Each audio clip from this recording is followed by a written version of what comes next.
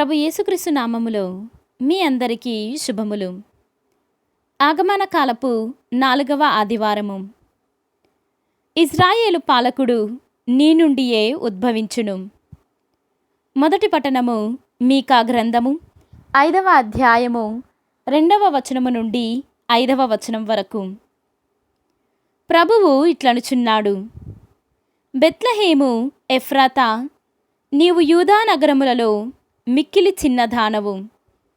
కాని ఇజ్రాయేలు పాలకుడు నీ నుండియే ఉద్భవించును.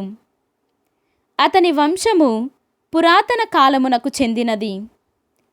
శిశువును కనబోవు మహిళ కుమారుని కనువరకును ప్రభువు తన ప్రజలను శత్రువుల ఆధీనమున ఉంచును. అటు పిమ్మట ఆ కుమారుని స్వదేశీయుల ప్రవాసము నుండి తిరిగి వచ్చి సొంత ప్రజలతో కలియుదురు. అతడు ప్రభువు బలముతోనూ ప్రభువైన దేవుని ప్రభావముతోనూ తన ప్రజలను పాలించును. లోకములోని నరులెల్లరును అతని ప్రభావమును అంగీకరింతురు. కనుక అతని ప్రజలు క్షేమముగా జీవింతురు. అతడు శాంతిని కొనువచ్చును. అస్సీరియా మన దేశముపై దాడి చేసి మన కోటలను ముట్టడించెనని మనము బలాఢ్యులైన నాయకులను వారి మీదికి పంపుదము. ఇది ప్రభువాక్కు. సర్వేశ్వరునికి వందనములు. భక్తి కీర్తన. దేవా, మమ్ము నీ వైపునకు మరల్చుము.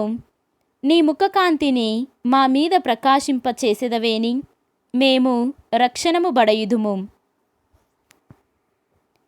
నీ చిత్తము నెరవేర్చుటకు నేను ఇట వచ్చియున్నాను.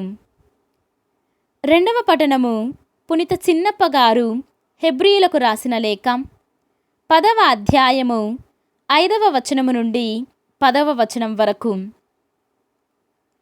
సహోదరులారా, భూలోకమున ప్రవేశించినప్పుడు దేవునితో క్రీస్తు ఇట్లనెను: నీవు జంతు బలులను కోరలేదు, కానీ నాకు నీవు ఒక శరీరమును కల్పించితివి.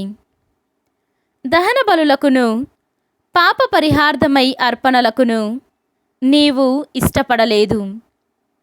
అప్పుడు నేనిట్లంటిని: నన్ను గూర్చి శాసన గ్రంథమునందు వ్రాయబడినట్లుగా, ఇదిగో, ఓ దేవా, నీ చిత్తమును నెరవేర్చుటకు నేను ఇట వచ్చియున్నాను.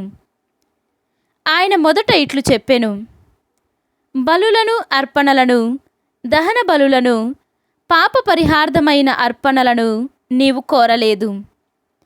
నీవు వానితో తృప్తి చెందలేదు. ఈ బలుల సమర్పణమంతయు చట్ట ప్రకారమే జరిగినను ఆయన ఇట్లు చెప్పెను. తదుపరి ఆయన: ఓ దేవా, నీ చిత్తమును నెరవేర్చుటకు నేనిట వచ్చియున్నాను అని పలికెను. కనుక పాత బలులను అన్నింటినీ తొలగించి వాని స్థానమున దేవుడు క్రీస్తు యొక్క బలిని నియమించెను. యేసుక్రీస్తు దేవుడు తనను కోరినట్లు నడిచెను.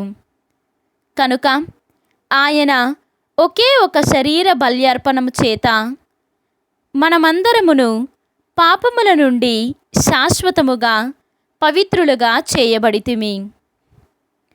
ఇది ప్రభువాక్కు. సర్వేశ్వరునికి వందనములు.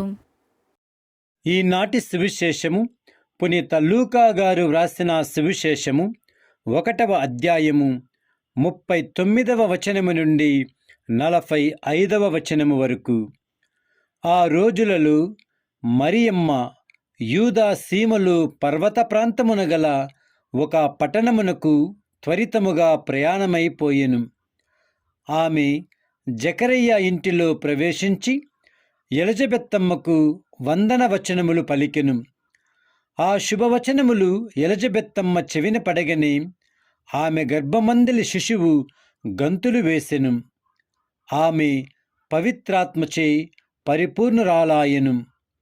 పిమ్మట ఎలిజబెత్తమ్మ ఎలుగెత్తి ఇట్లనెను: స్త్రీలందరిలో నీవు ఆశీర్వదింపబడిన దానవు, నీ గర్భఫలము ఆశీర్వదింపబడిను.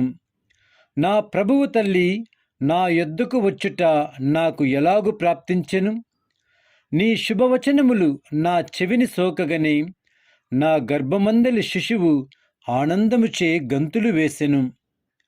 ప్రభువు పలికిన వాక్కులు నెరవేరునని విశ్వసించిన నీవెంత ధన్యురాలవు. ఇది క్రీస్తు సువిశేషము. క్రీస్తువా మీకు స్తుతి కలుగునుగాక.